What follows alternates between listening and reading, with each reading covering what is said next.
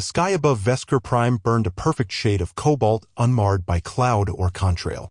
Twin suns poured silver light over the Assembly Plaza, a vast expanse of stone that shimmered like polished bone, each slab fitted with such precision that not even the mist seeds, microscopic flora designed to take root in any crevice, could find purchase.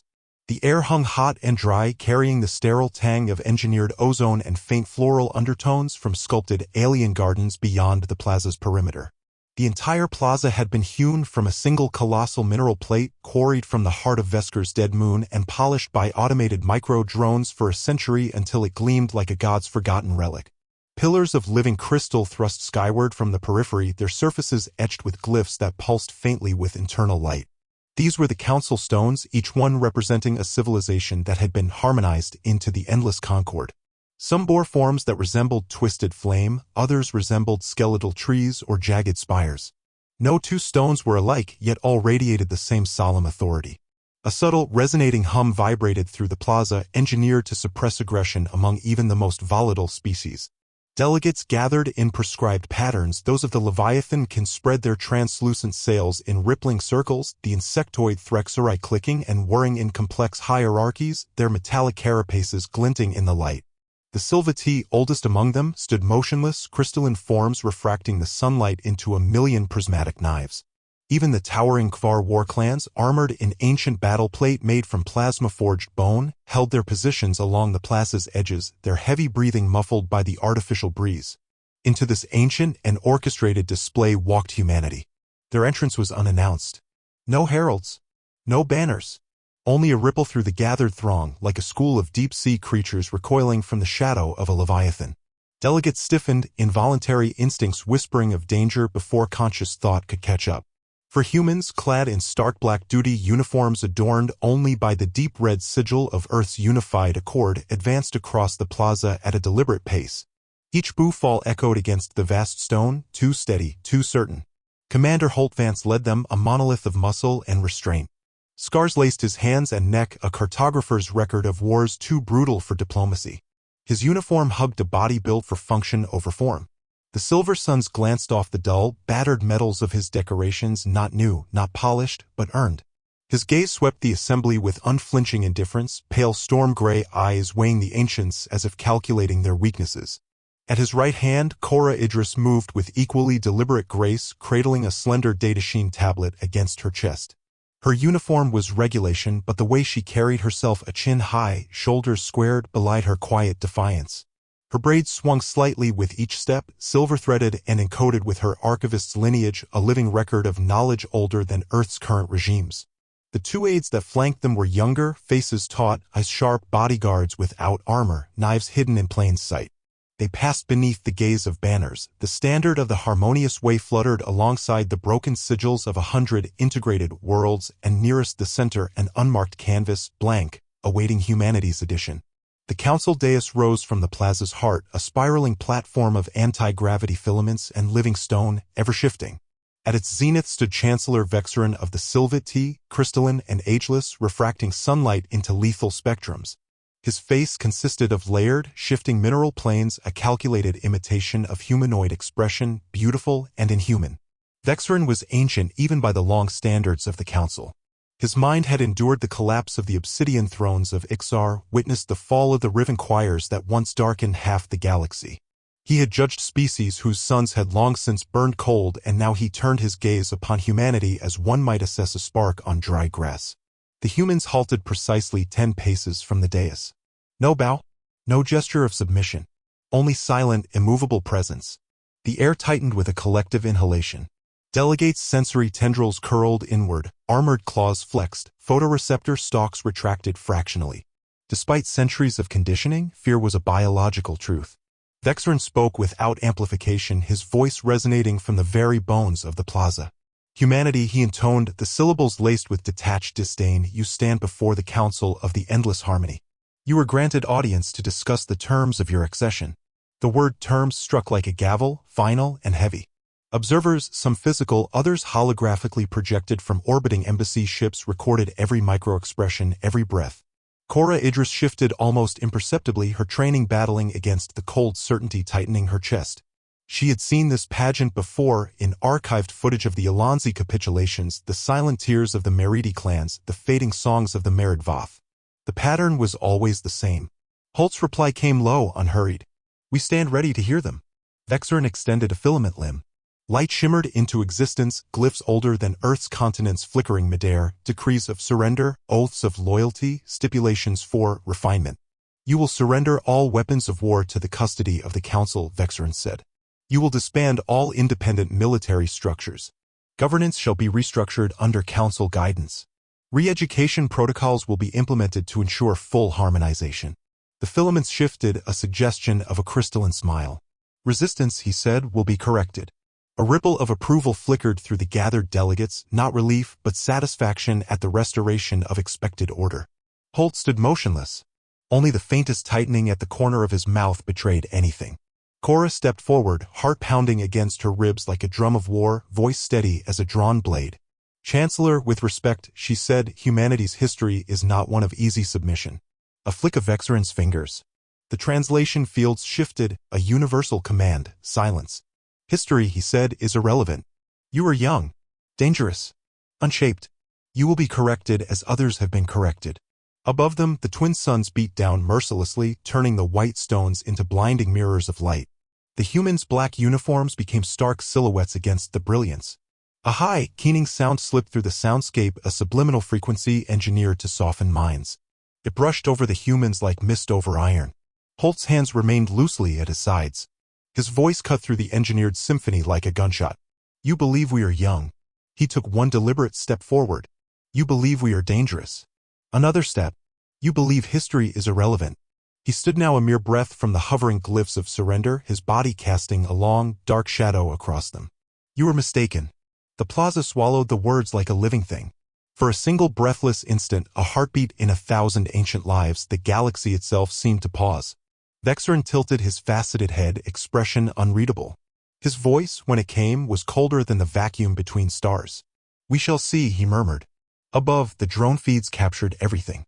Delegates' hearts quickened, private channels bloomed with coded chatter. And somewhere beyond the sculpted gardens, beyond the flawless facades, the earth itself began to tremble. A low rumble, rhythmic and primal, stirred the dust. Sensors flickered uncertainly. The air tasted of metal and something older, oil, smoke, iron. Confusion rippled among the gathered species. Heads turned. Tendrils quivered. Subroutines initiated threat assessment protocols. Only the humans stood unflinching, eyes forward. History, it seemed, had come to Vesker Prime, and it was riding on steel treads. The Assembly Plaza had seen the capitulations of empires, the assimilation of stubborn worlds, the ceremonies of species who had long forgotten how to resist. It had never seen anything like this. The vibration grew louder, a steady, primal roar swelling beyond the sculpted gardens, rolling across the plaza like the growl of some ancient predator. Delegates stiffened, their bodies reacting before thought caught up, the instinctual flinch of prey sensing the approach of an unstoppable force. Through the shattered remnants of the garden perimeter, it came. The Sherman Firefly. Steel tracks crushed the pristine walkways underfoot. Olive-drab armor, scarred by age and war, glinted dully in the twin suns. The cannon, long, brutal, indifferent, pointed straight ahead, unwavering. The machine advanced with the slow, terrible certainty of a glacier, its mechanical snarl rippling through the flagstones of the ancient plaza. The tank was no relic of museum nostalgia. It was resurrection. Its hull bore the marks of fields drowned in mud and blood, of cities shattered by iron and fire. Patches of its armor were welded with different metals, scars layered atop older scars, a testament to survival, to the endless patchwork of war. Its treads, once ground across the smoking remnants of Europe's fields, now bit into the sacred stones of Vesker Prime. Gasps rippled across the delegates. A low, broken keening rose from the Leviathan kin. The Threxori clattered their mandibles in chaotic static bursts. The Sereth Combine's psychic field shattered, their once synchronized thought harmony collapsing into jagged shards of panic. Even the crystalline Sylvati dimmed fractionally, their luminous bodies refracting less light. Along the perimeter, invisible security fields intensified, subtle distortions writhing in the air as charged barriers powered to their thresholds. Defensive turrets, hidden among the sculpted flora, swiveled imperceptibly toward the Firefly. And still, no command to fire. Commander Holt did not turn. His posture remained iron-straight, his boots rooted into the stones. At his side, Cora Idris lifted her datasheen tablet. A single motion. A single command. The tablet projected into the thin air above them images not from sanitized archives but from Earth's raw and brutal memory. Gray beaches littered with bodies. Smoke-choked cities reduced to skeletal ruins. Armored columns pushing through blizzards of ash and flame. Fleets burning in orbit. Continents drowned in firestorms. The delegates recoiled as if struck. The Firefly ground to a halt behind Hull. Its idling throbbed through the plaza, a mechanical heartbeat against the faltering gravity field, making the white stones feel subtly wrong underfoot. From the turret rose a single figure, a soldier clad in ancient armor, holding high a battered, wind-tattered flag of stars and stripes. The cloth, torn but defiant, snapped sharply in the sterile breeze, a sound like bone breaking. Not a weapon drawn. Not a shot fired. Yet every being present understood the threat, the promise, the warning embodied in that simple, defiant stance. Chancellor Vexeran's crystalline form flickered. Subharmonic signals shot from his core to hidden relay nodes, preparing fallback contingencies. His voice, when it came, carried a sharpened edge. Explain. The word was not a request. It was a demand, one last thread stretched taut across the abyss yawning between them. Holt stepped forward, his boots grinding dust into the flawless stone. Every movement measured, inexorable. You asked for our submission, he said. His voice carried across the plaza, low and immovable, each syllable a hammer blow. You demanded our surrender. He gestured behind him to the Firefly, to the ghostly images of human history playing out in brutal succession. Instead, we offer you memory. Cora's voice followed, slicing cleanly through the thickened air. You see, our technology is primitive. Our worlds is young. Our ways is savage. She turned a slow circle, locking eyes with every delegate, even those whose optics were compound, whose senses were alien vibrations. You mistake survival for weakness. You mistake defiance for immaturity. The Firefly's deep rumble underpinned her words, vibrating through every rib and bone. Commander Holt's gaze locked with Vexeran's, cold and fathomless. We are not here to kneel. We are here to remind you. The projected images shifted, Dresden in flames. Verdun drowned in endless mud. Hiroshima dissolved into light and shadow. Yet after every horror, after every cataclysm, humanity endured. Rebuilt. Fought again. A new series of holograms burst forth, the blackened wastelands of the Red Age, the orbital sieges of the last continental war, the scorched remnants of Earth's own near extinction. We have faced annihilation, Cora said, by our own hand and by the hands of others. She extended her hand toward the Firefly. And we survived. The plaza's engineered ambience, the soft, soothing chimes, collapsed entirely into dead air. The delegates, once paragons of composure, shuddered visibly. The Kvarwar clans flexed claws with scraping echoes. The Sereth Combine's psychic webs flared into jagged, strobing panic. Even the Sylvathi's refracted light hardened into cold, defensive prisms. Commander Holt took the final step toward the dais. He stopped at the foot of the Chancellor's platform and dropped something onto the stone. It rang out, a sharp, metallic note that cracked across the silence like a gunshot. A shell casing. Spent. Fired. Used. A relic of Earth's wars carried across stars to be laid at the feet of those who believed themselves beyond consequence. Holt's final words came alone, sharp, irrevocable. We have survived ourselves. Silence claimed the Assembly Plaza. Around them, the banners of conquered worlds flailed violently, some tearing free altogether, their shredded remnants striking the stones with wet, broken sounds. Above, in the brilliance of Vesker Prime's fall sky, the old ghosts of Earth stirred and smiled. The Firefly's engine thrummed deeper, vibrating through the planet's heart as if laughing.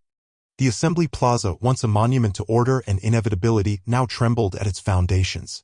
Above the stone plain, the twin suns of Vesker Prime burned mercilessly, bleaching the world in hard silver light.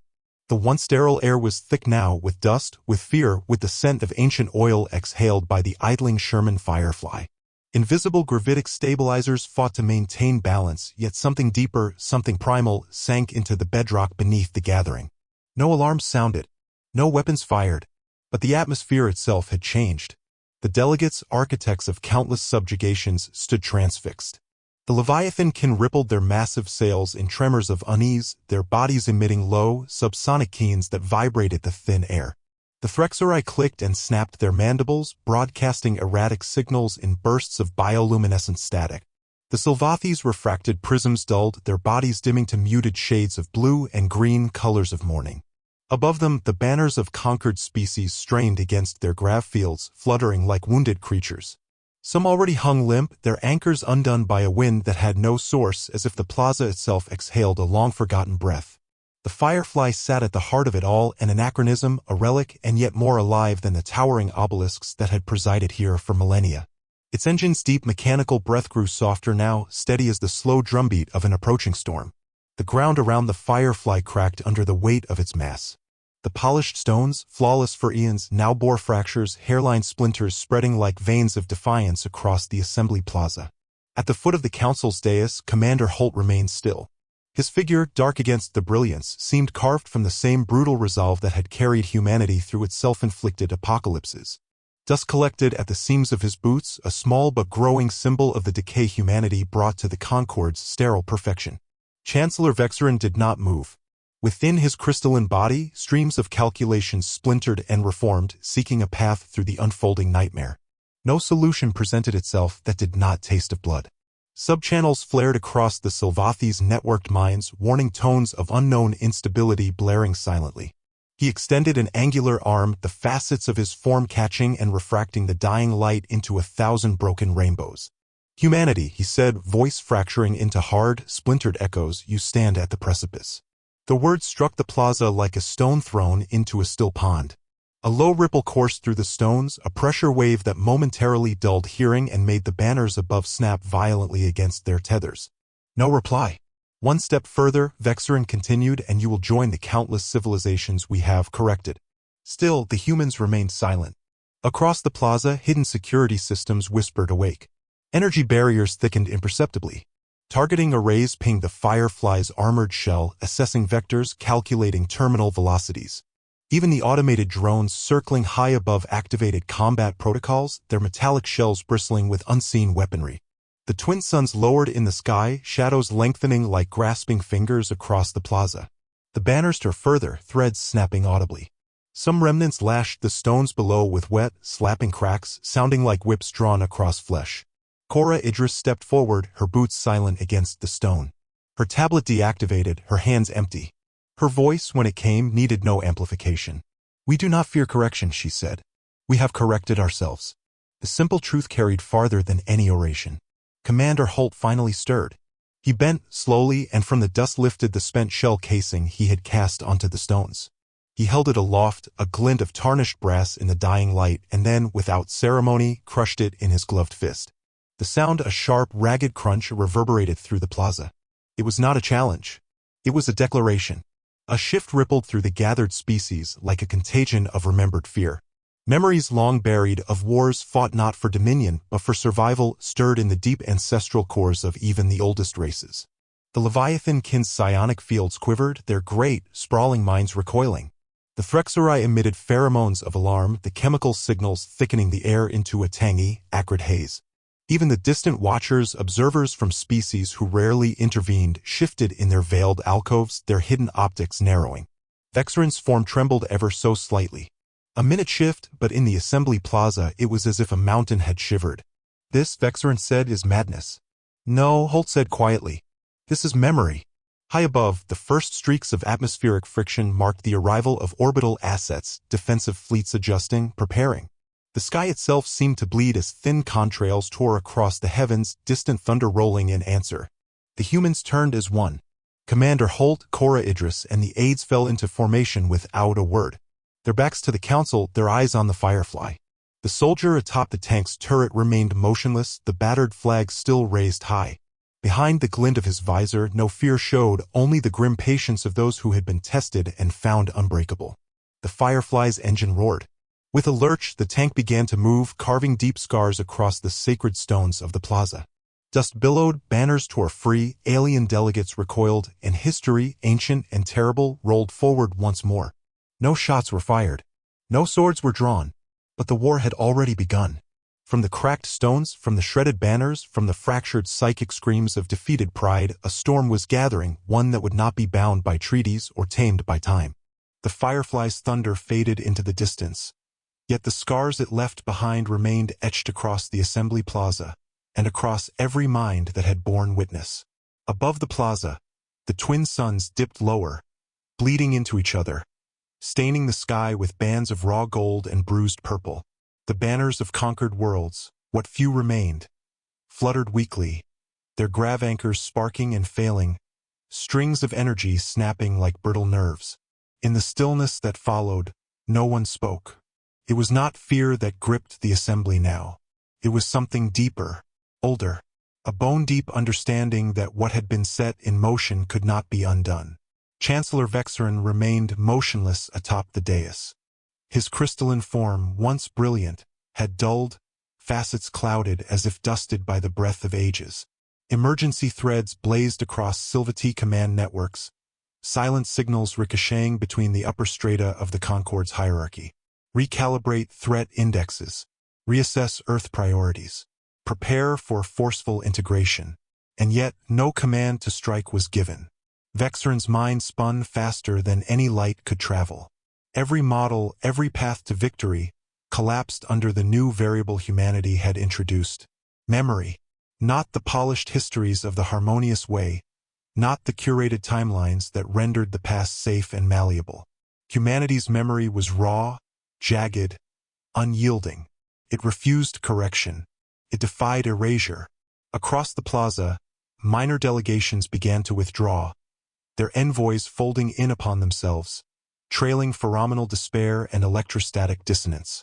The Kvar war clans, ancient and prideful, turned their heavy faces skyward, toward the gathering fleets, and made no move to engage. Their massive forms, clad in armor grown from their own harvested bones, remained statues of brooding silence. From the veiled alcoves, the watchers moved at last.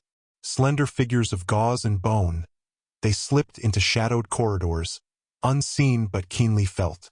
Their kind, rumored to predate the Concord itself, whispered through channels only the oldest species could sense.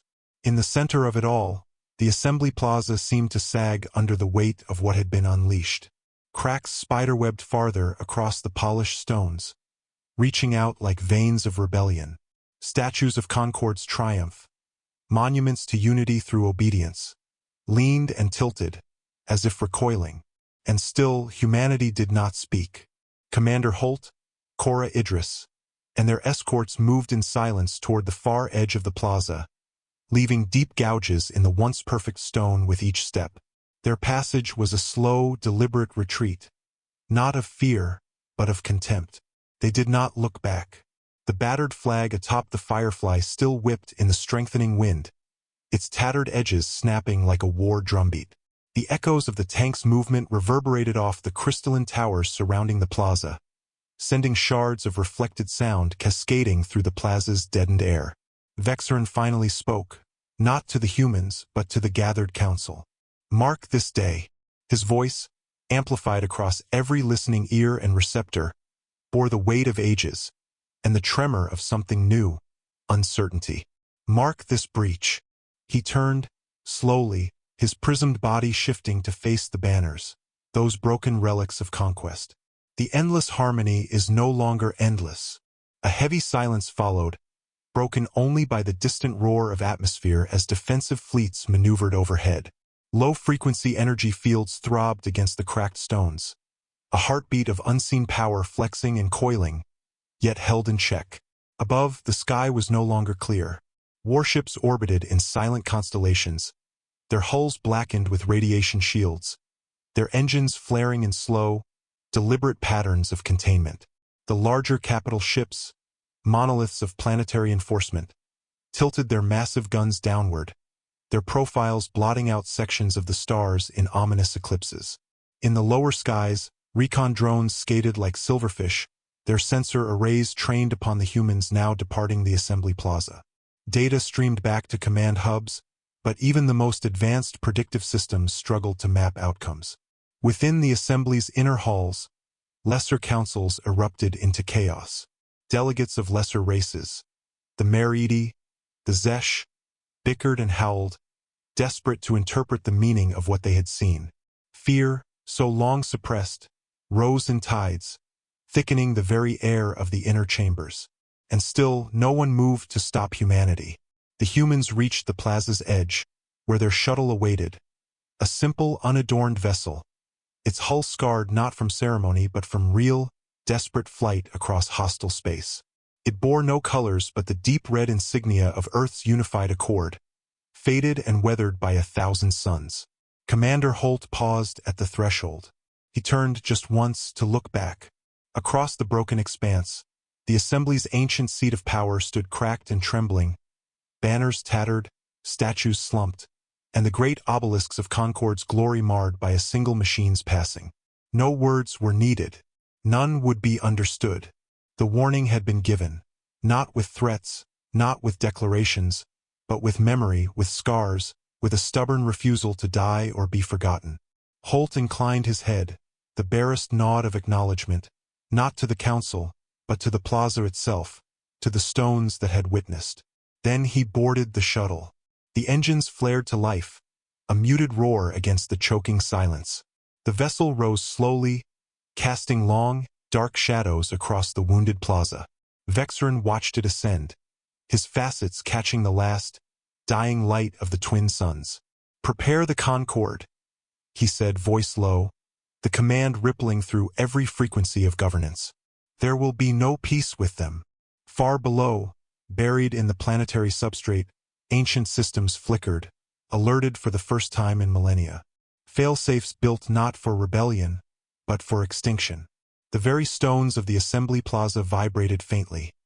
A low, grinding tremor that rippled outward, subtle but inexorable, like the first breath of something waking in the dark.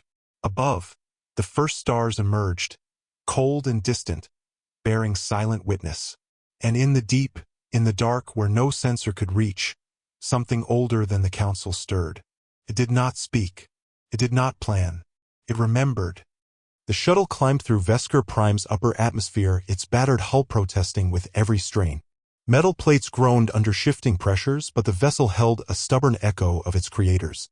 Within the small cabin, Commander Holt sat silent, helmet resting on his knees, eyes fixed on the cracked viewport.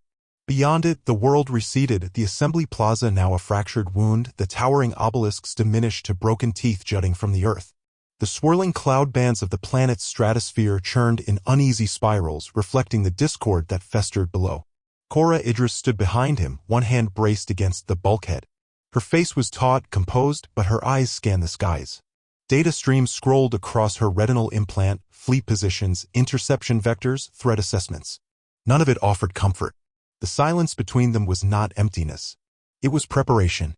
Outside, Vesker Prime's orbital defenses bloomed into view. Dark, monolithic stations hung against the bruised velvet of space, their armored spines bristling with weaponry. Patrol craft drifted nearby, their hulls marked with the insignias of dozens of client worlds, the outward display of a unity now fraying at the edges. Closer to the shuttle's ascent vector, particle nets shimmered faintly, flickering like spiderwebs strung across the void, designed to ensnare and disable. The shuttle's trajectory was clear, but Holt knew better than to believe in mercy. "Signal back to the Bastion," Holt said, voice steady. Cora nodded, fingers dancing across her wrist console.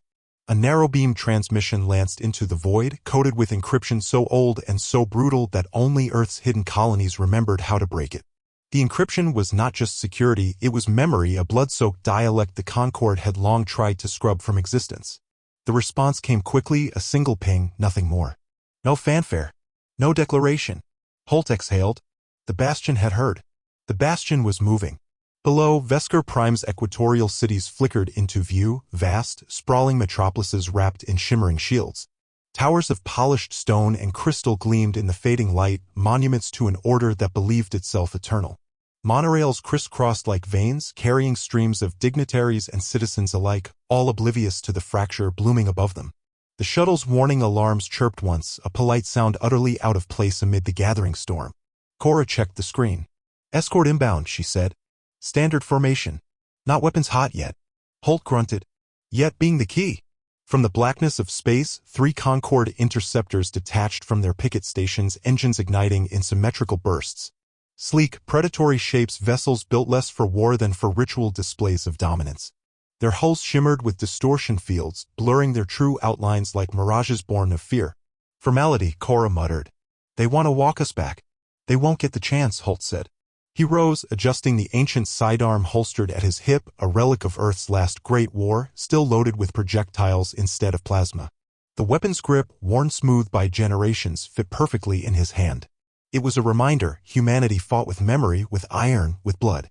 The shuttle's pilot, an older man with deep scars running along his neck, tapped the instrument panel. "They're hailing us." "Ignore it," Holt said. "Stay on course." The pilot grinned without humor and gunned the engines. The interceptors adjusted instantly, their formations tightening. Warning pings flooded the shuttle's battered systems. Lock-on indicators bloomed like blood-red flowers across the console. Still, no one fired. Through the viewport, Holt could see the lead interceptor draw closer, its silhouette resolving into sharp, angular lines. Markings along its prow, symbols of ancient victories, glowed faintly. It was not merely a warship, it was a relic of submission paraded to remind lesser species of their place. Cora glanced at Holt. "If they force us down." "They won't," Holt said. His hand hovered near his sidearm. And then, a ripple across the void. The Bastion arrived. She tore into real space like a thunderclap, rending the fabric of subspace with a burst of radiation and gravitic distortion. Her massive hull, dark and wounded, armored plates fused from a dozen different centuries of human warfare. Along her sides, entire sections of armor still bore the names of dead cities, etched by hand and never polished away. The forward batteries, salvaged from pre-Concorde supercarriers, rotated with deliberate menace, each one a cathedral to human stubbornness. The Bastion's presence blotted out stars. The Concorde interceptors froze. For a moment, all across the orbital battlespace, nothing moved. Data streams clashed and tumbled in command centers. Orders were issued, countermanded, revised, and abandoned. Even the orbital platforms reacted, their defensive satellites jittered in confusion, some of their automated shield systems flaring sporadically as they struggled to recalibrate to the new threat. Then the Bastion spoke. A transmission flooded every open channel. It carried no encryption, no ceremony, no hesitation. A single, ancient voice recorded decades ago, preserved against the decay of empires. "We do not see conflict." The voice of Earth itself. Raspy, battered, unyielding. "But we will not be forgotten." A moment of pure silence followed, a silence so absolute that even the stars seemed to hold their breath. Then the Bastion's main guns activated, their targeting solutions locking onto every major orbital platform within range. Reactors aboard the ancient ship pulsed with energy, vibrating every loose panel and sending a thrumming through the shuttle's metal bones. The Concords where algorithms registered the move as an act of war. And still, no shot was fired. Steel and smoke. Memory and defiance. That was humanity's answer. The shuttle slipped into the Bastion's protective shadow. Interceptors peeled away, their pilots broadcasting frantic, conflicting signals back to Vesker Prime's command authorities. Defensive satellites turned and locked, but targeting computers hesitated, their threat assessments trapped between protocol and primal fear. Cora exhaled slowly, tension bleeding from her shoulders. "They weren't ready," she said. "They never are," Holt replied. As the shuttle locked into the Bastion's docking cradle, Holt allowed himself a final glance back through the viewport. Far below, Vesker Prime gleamed in the light of its dying suns, unaware that its age of certainty was ending. The Bastion's internal hangar was a cavern of steel and shadow. Human soldiers waited within, clad in patchwork armor, scavenged, rebuilt, reforged, their helmets etched with the names of battles Earth no longer bothered to remember. Holt stepped onto the deck. Cora followed, her boots striking the metal with sharp finality.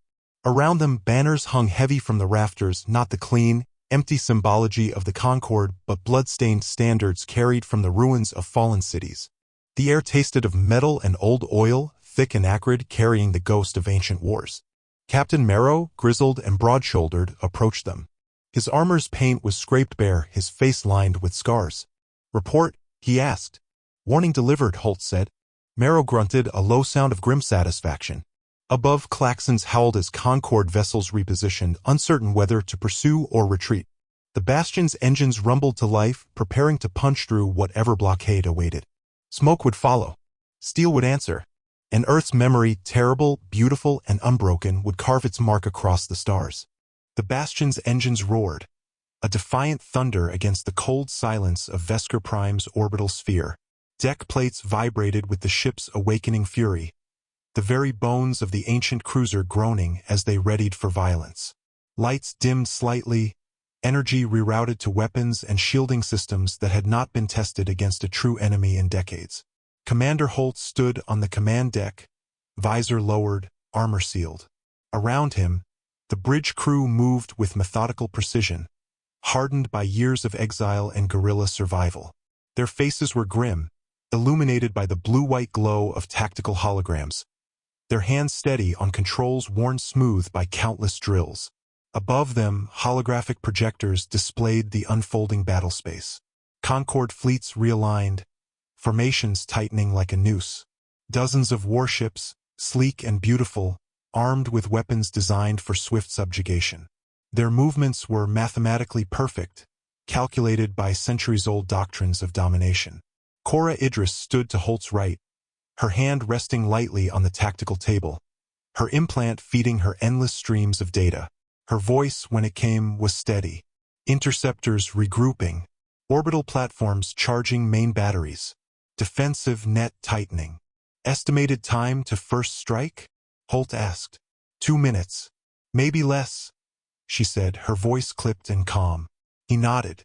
The old sidearm at his hip felt heavy, a relic of a past that had never truly passed. His hand brushed the worn leather grip, an unconscious motion born of 1,000 small battles survived. Captain Marrow approached, gauntlet fists resting behind his back. His armor bore the scars of 3 campaigns fought in the dark corners of forgotten systems, where the Concord's reach had frayed thin and Earth's embers still burned. Orders? He asked. Holt stared at the shifting patterns of enemy ships. The Concorde still hesitated, still clung to the hope that humanity would blink, would bow. They would not. We hit first, Holt said. Target their command net. Cut off their coordination. Marrow nodded grimly and turned to relay the order. Across the bastion, the crew responded as one. Gun crews loaded shells the size of escape pods, heavy rounds with tungsten cores and depleted uranium jackets. Engineers rerouted emergency power to the main batteries, sacrificing life support efficiency for raw, brutal firepower. In the hangars, pilots climbed into battered starfighters, their canopies marked with the names of Earth's last cities: New Dakar, Gansu Province, New Santiago.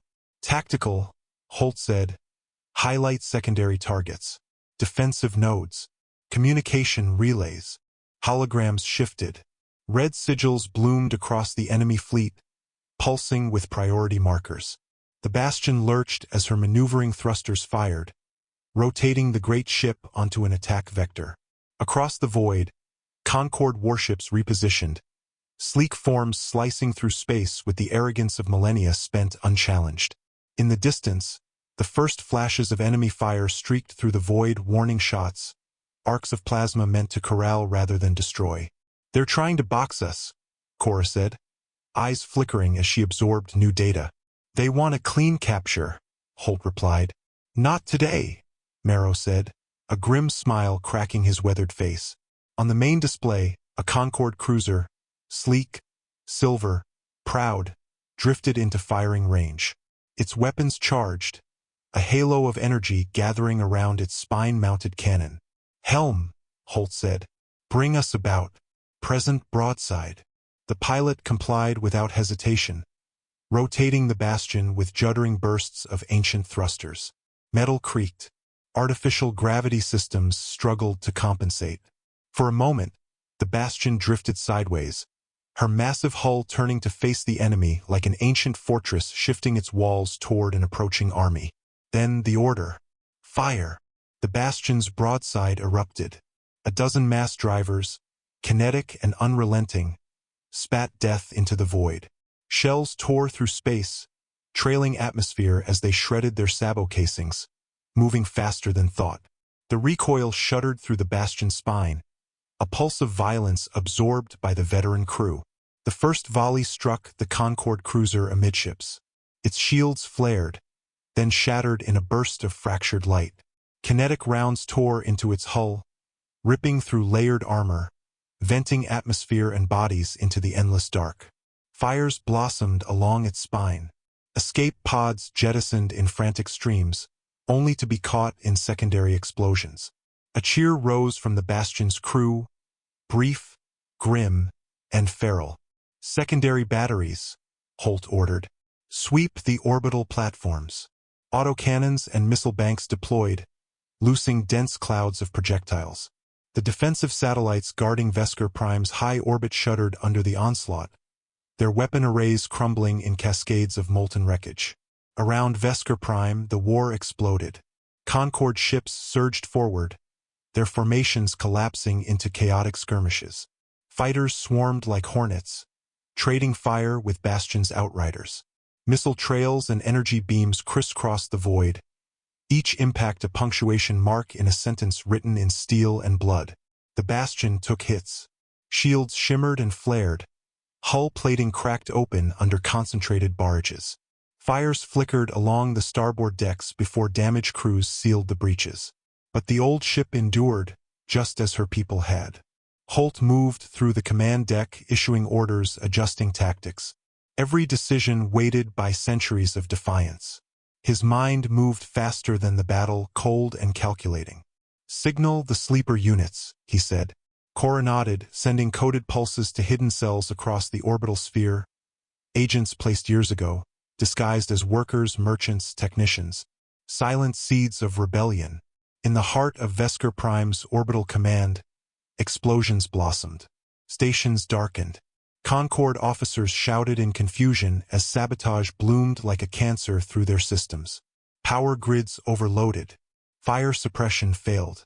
Hangars decompressed violently, spewing fighters into the void before they could launch.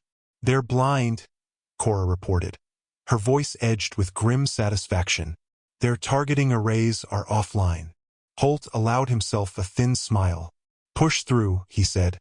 The Bastion roared, engines burning hard, driving straight through the shattered flank of the enemy formation. Her guns spoke in thunderous cadence, each salvo carving swaths of destruction through the Concord fleet. Still the enemy fought, desperate and raged. Concord dreadnoughts unleashed broadsides of plasma and antimatter, hammering at the Bastion's defenses. Interceptors wheeled and dived, loosing volleys of smart missiles. Some found their mark. Armor split open. Sections of the Bastion's hull vented violently. In the comm chatter, Holt caught the names of the fallen. Call signs lost mid-broadcast. Pilots burning bright and brief in the endless dark. One young fighter's craft spun wildly into the void. Canopy shattered, leaving only vapor trails and silence. But humanity did not falter. The Bastion reached the outer edge of the defensive sphere, her battered hull trailing smoke and debris. Behind her, Concord forces reeled, disorganized and bleeding. "Course plotted to rally point," Cora said, adjusting her displays. "We're clear for now." Holt nodded, his gaze never leaving the dying light of Vesker Prime below. The planet's surface still glittered, cities burning quietly under the poisoned sky, oblivious to the slaughter unfolding overhead. The Bastion drifted forward, her engines sputtering, her flanks scarred and smoking. An ancient, wounded titan still refusing to fall. "They will come," Cora said quietly, reading the movement vectors of incoming reinforcements gathering at the edge of the system. "Let them," Holt answered, voice hard as iron. Smoke and steel, memory and defiance. The first strike had been delivered, and humanity had reminded the galaxy that extinction was not something they feared. It was something they had already survived. They were not the broken. They were the storm. The Bastion's wounded engines limped toward the rally point, her hull trailing molten scars into the darkness. Emergency bulkheads groaned as they sealed rents in the ship's battered skin. Inside, the decks thrummed with a low, relentless energy, the heartbeat of a vessel too stubborn to die. The corridors smelled of scorched metal, coolant leaks, and burnt flesh. Every intersection was dimly lit by emergency strips, their once bright illumination flickering and stuttering under the strain of battle damage. In the medbay, the cost of survival was tallied. Rows of stretchers lined the walls, soldiers and pilots draped in bloody cloth, their armor peeled back to reveal broken bodies. Medics moved with grim efficiency, sealing wounds, administering sedatives, whispering words of comfort to those who might still hear. The overhead vents exhaled a low, wet breath, recycling blood-tinged air as best they could. Commander Holt walked the length of the bay in silence. His armor was scorched, his visor cracked at one corner. He carried the weight of each face he passed, young, old, familiar, unknown. The price of memory carved deeper than any Concord weapon. Cora Idris moved beside him, her stride slower now. Her left arm was splinted and wrapped tight, a plasma burn from the last enemy salvo. She said nothing. There was nothing left to say. They reached the far end of the bay where a row of bodies lay beneath rough, dark cloth. The dead. Holt paused, letting the names unspool silently in his mind. Lieutenant Rains. Pilot Zhao. Chief Engineer Becky. Each one a thread in the vast, fraying tapestry of Earth's memory. Final casualty reports incoming, Cora said quietly, her voice rasping from smoke-inhaled lungs. Not now, Holt answered. His voice was low, but it left no room for argument. They stood there a moment longer, two shadows among the wounded and the dead. Beyond the bastion's hull, space stretched endless and black. Yet faint signals whispered along the edges of the system, Concord reinforcements gathering, probes slipping closer, diplomatic channels hissing with demands and threats. The bastion was not safe. Humanity had struck, but they had not escaped. In the ship's war room, the surviving officers assembled. The walls were bare steel, the long table scratched and scarred. Maps and tactical overlays flickered above them, tracing enemy movements, calculating odds. They were not good odds. Multiple fleets incoming, Cora reported, her voice steady again, though her features remained pinched and pale. 50 vessels at least. Dreadnoughts, carriers, destroyer screens. They're throwing everything. Reinforcements? Captain Marrow asked, the deep lines around his mouth carved deeper by exhaustion. None, Cora said. We are the reinforcement. A grim silence settled. The background hum of the ship's wounded systems was punctuated by the occasional distant groan of stressed bulkheads. Holt stepped forward, hands resting lightly on the table's edge. His gauntlets clinked against the battered metal. The Concord believes memory is weakness, he said. That because we remember our wars, our failings, our blood, we are broken. He looked up, meeting each officer's gaze in turn. They are wrong. Marrow shifted, flexing his scarred fists. Orders, Commander? Holt studied the maps. The Bastion could not outrun the Concord's war fleets. Her engines were too damaged. Her ammunition stocks were low. Her shields were patchwork, stitched together from salvaged parts barely held by prayer and steel. But she could still hurt them. We hold position, Holt said. We broadcast everything. Cora's eyes widened slightly. Sir, every image, every casualty, every scar. He straightened. We show them what memory costs. Outside, the first flashes of incoming fire lit the void, distant for now, but closing. Plasma torpedoes bloomed like pale flowers in the darkness, trailing gravitic distortions behind them. Holt turned to Marrow. Prepare all batteries. If they want to erase us, they'll choke on the ashes. A grim smile split Marrow's face. Aye, Commander. Cora closed her eyes briefly, then nodded. She moved to the comms station, fingers flying across the controls, each keystroke a nail in the Concord's illusion of dominance. Within moments, the Bastion's signal pulsed outward, an unencrypted broadcast of everything they were. Images of the wounded. Footage of the firelit decks. The battered flag still hanging in the shattered hangar bay. The names of the dead read aloud in a voice as old and hoarse as Earth's cracked soil. The signal carried their rage. The signal carried their love. The signal carried their warning. A song of defiance. A dirge of memory. The first enemy salvos struck the Bastion's battered shields, flaring white against the darkness. The impacts rattled through the decks, knocking dust from ancient beams. Reinforced walls groaned, straining under the barrage. In the gunnery bays, battered turrets swung into position. Spent shell casings from previous battles littered the floor like the bones of ancient titans. Gunners strapped into their chairs, hands steady on firing grips, some muttering prayers, others silent. One young gunner, Private Asher, traced the letters carved into his turret's frame before settling his helmet in place. For Mom. For home. In the hangar decks, the last of the Outrider pilots sealed their cockpits. Engines coughed and sputtered to life. Old machines, patched together from the wreckage of 100 forgotten wars, stood ready for one last flight. On the bridge, Holt watched the Concorde fleets approach, a tide of polished steel and righteous fury. Somewhere deep in the ship's memory banks, ancient battles stirred. Thermopylae, Verdun, Stalingrad, names long reduced to dust, but never forgotten. Holt did not flinch. He did not pray. He remembered. Smoke. Steel. Memory. The price was blood. And they would pay it without fear. The first wave hit with the force of a dying sun. Plasma bolts and gravitic warheads rained down on the Bastion. Her battered shields buckling and snapping in jagged arcs of failing energy. Every impact rattled the ship to her core. Deck plates warped. Bulkheads screamed. Emergency systems failed in clusters, leaving whole sections dark and choking on the haze of scorched air. Commander Holt stood firm on the bridge, braced against the tremors, eyes locked on the forward display. There was no retreat now, no hope of rescue, only the knowledge that they must be remembered. "Return fire," he ordered. The bastion answered with a roar. Mass driver rounds and torpedoes lanced outward in brutal salvos. Kinetic rounds, heavy as gods, punched through the Concorde's sleek formations. Carriers tore open like paper. Frigates broke apart under hammering barrages, their debris spinning silently into the void. Throughout the ship, the air shivered with each firing cycle. The recoil of ancient weapons shook rust loose from girders, scattering dust into the red emergency lighting. The bastion groaned, a dying giant forced to fight with tooth and nail. On the lower decks, flames devoured sections of the ship unchecked.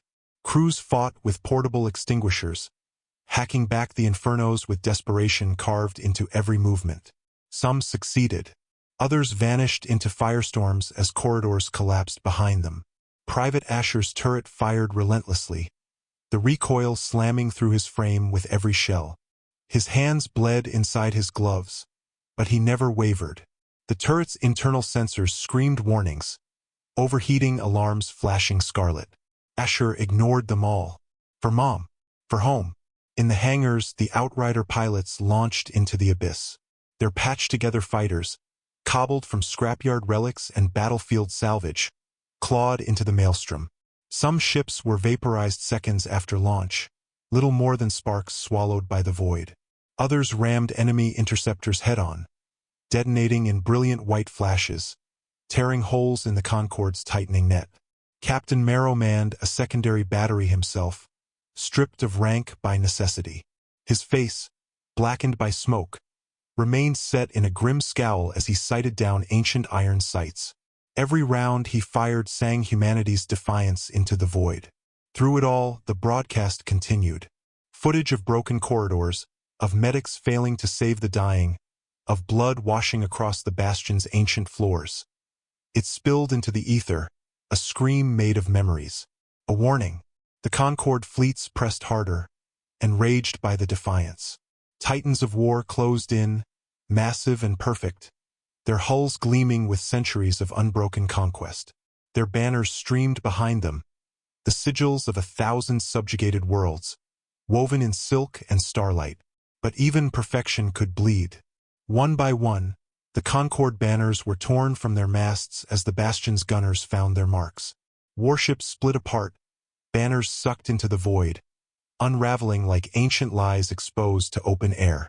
A Concorde battlecruiser, the pride of Isker, was the first to fall. Its engines breached under concentrated fire, sending a ripple of detonations down its spine. As it broke apart, a tapestry of conquered worlds unfurled into space, burning away like paper before a storm. On the bridge, Holt watched a Concorde dreadnought fracture under sustained fire, its death spasms flinging fragments of gold and white pennants into the black. "Broken banners," Cora whispered beside him, blood running down her temple. Holt said nothing. He simply watched. They were dying, but they were taking history with them. Another impact tore through the bastion's aft section. Warning klaxons shrieked. Oxygen vented into space. Gravity fluctuated, pitching crew across the decks. Entire compartments collapsed inward, folding like paper under the onslaught. Cora staggered, caught herself against the navigation console. Shields down to 10%.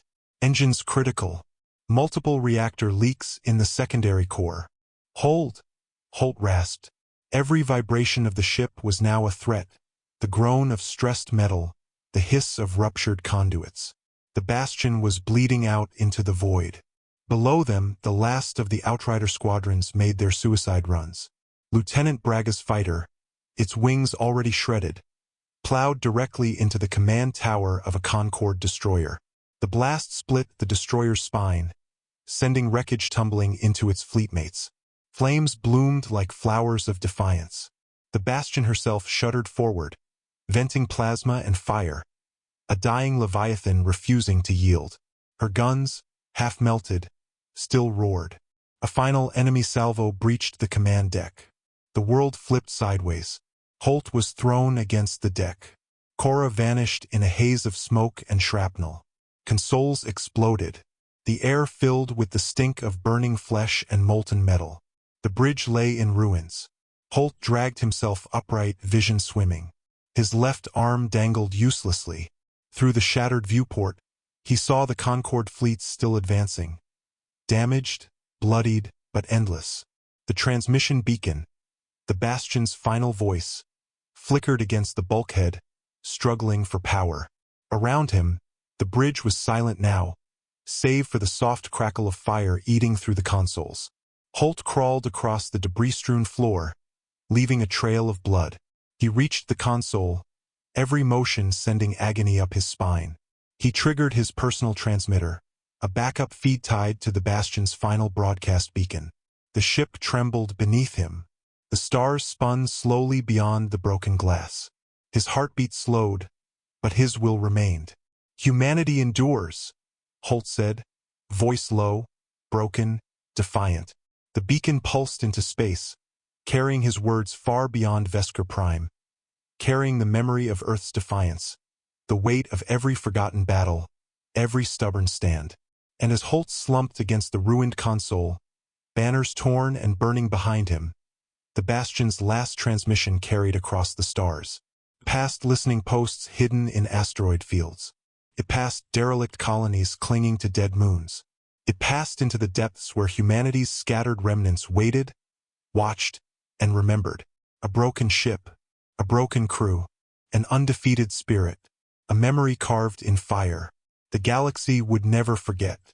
Even as the Bastion's bones finally cracked under the hammer blows of the Concorde, even as her fire guttered and her hull was torn apart, that signal raced onward, a beacon of rage, sorrow, and the eternal refusal to be erased. The banners of Earth had burned before, but never, ever had they fallen, and they never would. The signal raced outward, a scar across the black. Through the ruins of forgotten outposts, through the drifting hulls of abandoned human fleets, through the dead bones of old colonies, it passed. It slipped beyond the grasping fingers of Concorde patrols, threading its way through the decaying arteries of abandoned relays and silent beacons. Like a whispered rebellion, it crept across the void. On a broken world called Anselm's Reach, where humanity had once made its last stand against a different conqueror, old receivers woke with a gasp. Rusted antennas, battered by centuries of storms and neglect, caught the pulse. In the poisoned ruins of New Sarum, the few survivors, wrapped in tattered synthcloth against the radioactive wind, looked up. They wept without knowing why, the ancient pain of loss and pride stirring in their marrow. In the bowels of a mining rig orbiting the shattered moon of Talvik V, children born under the Concorde's yoke huddled around a battered comm console. The words "humanity endures" hissed through broken speakers, distorted but undeniable. Elders who remembered the old wars dropped their tools, falling to their knees in silence, as if welcoming back a piece of themselves long thought dead. On the diplomatic decks of the Concorde's core worlds, the signal cracked into pristine halls of marble and crystal. The endless, sterile elegance, meant to erase all memory of chaos, was defiled by the Bastion's defiant scream. The voices of the dead and dying echoed across council chambers, silencing debates mid-sentence. Governors and chancellors stared at their displays, aghast, some clutching at ceremonial robes as if the fabric could shield them from the truth. The Bastion's death cry cut deeper than any weapon. Aboard the flagship Vigilance of Harmony, High Chancellor Vexerin listened in frozen silence. His advisors spoke in panicked tones, demanding damage control, proposing censorship algorithms, urging the activation of compliance fleets. But he only watched the signal's endless loop, Holt's bloodied face, the broken banners burning behind him, the voice rasping across the stars. Humanity endures. He knew, as they all knew, that the lie of peace had fractured.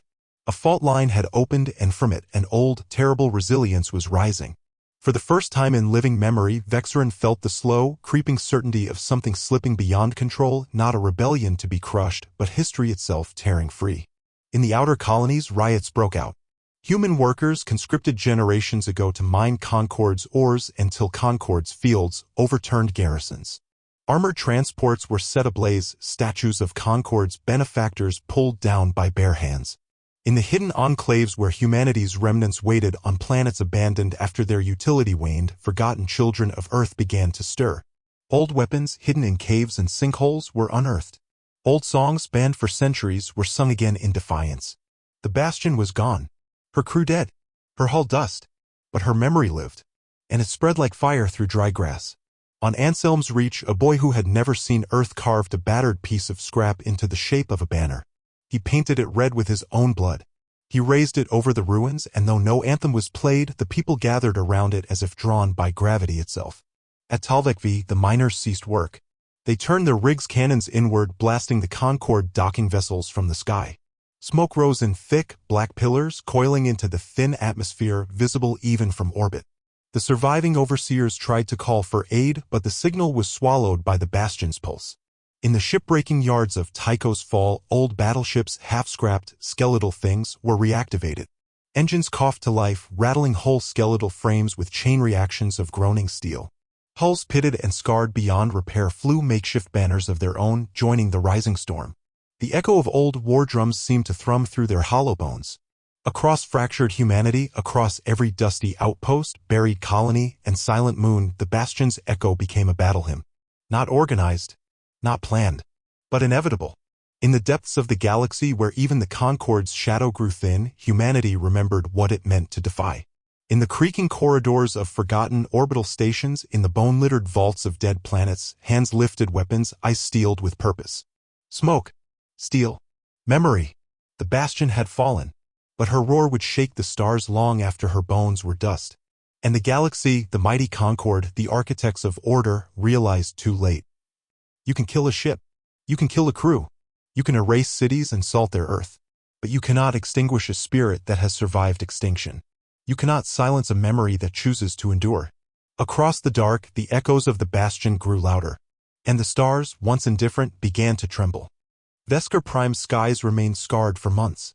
Where once orbital rings gleamed and Concorde banners flowed proudly, now only debris fields spun, shredded ships, twisted towers, the skeletal remains of satellites that had once watched in sterile judgment. Fires raged in the equatorial cities, uncontrolled and unacknowledged, as the once proud governors sealed themselves inside palaces of stone and steel, their gold-trimmed gates rusting under the weight of ash. Above, in the ruins of high orbit, a single piece of wreckage drifted, the tattered remains of a standard from the bastion's hull, scorched and torn but still faintly bearing the silhouette of Earth's fractured continents. It spun slowly, catching the dying light of the suns, a ghost refusing to fall. The Concorde moved quickly, as they always did, sending fleets to restore order to the outer colonies. Propaganda screens flashed images of containment, security, peace. Robed speakers made empty pronouncements before crumbling crowds. Names of the dead were scrubbed from public record. Songs of grief were outlawed. Celebrations of unity were staged with terrified smiles. It did not matter. In the mining fields of Talvik V, a woman in scorched armor led an army of engineers armed with cutting torches and dynamite. They tore apart Concorde fortifications stone by stone. Their war cries were old lullabies turned into battle anthems. On the ash-covered plains of Anselm's Reach, a battered battalion, half-starved, poorly armed, smashed a Concorde division and raised a new banner over the smoking wreckage, a crude symbol, barely legible, of a broken circle and a rising flame. They had no flag but the bloodied cloths wrapped around their arms, no anthem but the thunder of their boots across the dead earth. In the shipyards of Tycho's Fall, half-dead vessels drifted toward hidden coordinates, following whispered orders carried in low-frequency bursts. Fleets stitched together from graveyards, 1,000 scars made into swords, moved like sharks beneath the currents of space, too scattered to be crushed, too stubborn to be silenced. And across the hidden networks of the stars, a new signal pulsed in a pattern older than memory. Earth lives. Earth remembers. Earth returns. It was not the language of surrender. It was the language of reclamation. On Concorde's core worlds, dissent festered behind polished doors. Human bureaucrats, long bought and bred into compliance, hesitated at their terminals, memories stirring of ancestors who once stood tall. They whispered forbidden names: liberty, defiance, bastion. Old loyalties, once thought erased, whispered again in dreams. In the council halls of Concorde Prime, Chancellor Vexerin ordered purges and mass re-education programs. Whole districts vanished into compliance centers where histories were rewritten with pain and precision. Planetary networks were severed, isolating entire continents. Neural conditioning programs, banned even by Concorde's own decrees, were revived and deployed. And still, the bastion's memory grew stronger. In the refugee corridors of Karsus, murals bloomed on the walls overnight, the image of a battered ship, smoke trailing from her flanks, a burning standard rising behind her. Children traced the shapes with soot-stained fingers, learning to spell the ancient names forbidden in their schools. In the black markets of Helion's Verge, smugglers traded old Earth weapons, rusted, heavy, potent, for scraps of fuel and information. In the shadow of collapsed starports, old warriors, their hair gray, their bodies broken, taught the young to fight again with iron and grit. Children born beneath alien suns painted crude banners and called themselves bastards of Bastion, refusing Concord's names, inventing new dialects stitched from the old tongues of Earth's diaspora. The Concord understood fleets. They understood economics. They understood treaties. But they had never understood memory. Not truly. Because memory could not be captured. Because memory could not be rewritten with laws or crushed with weapons. Because memory, true memory, was not a database or a monument. It was a banner carried in the dark. A story whispered by the dying to the living. A promise carved into the bones of a broken world. Commander Holt's face, broken but defiant, still flickered in a million hidden screens, passed hand to hand like sacred fire. His final words, "Humanity endures," were scrawled on walls, etched into knives, tattooed into skin. On moons forgotten by star charts, children reenacted the last moments of the Bastion with sticks and broken pieces of metal, their voices rising into the cold night. Among alien species once allied to Concord, there were quiet acts of rebellion. A merchant prince of the Valory refused tribute. A soldier of the Sithran dropped his banner in silent salute before battle. Small fractures spreading cracks. In abandoned shipyards, the wreckage of ancient cruisers became cathedrals painted with murals of Holt, Cora Idris, Captain Marrow, and all those whose names had survived only because they chose to stand. The Concord would win battles. They would erase cities. They would salt the earth and silence songs. But they would never again hold dominion over humanity's soul. For in the cold, silent dark, amid broken worlds and shattered fleets, a banner still rose. Tattered, blood-stained, unbroken. It rose from the ashes. It rose from the graves. It rose until the stars themselves remembered and wept.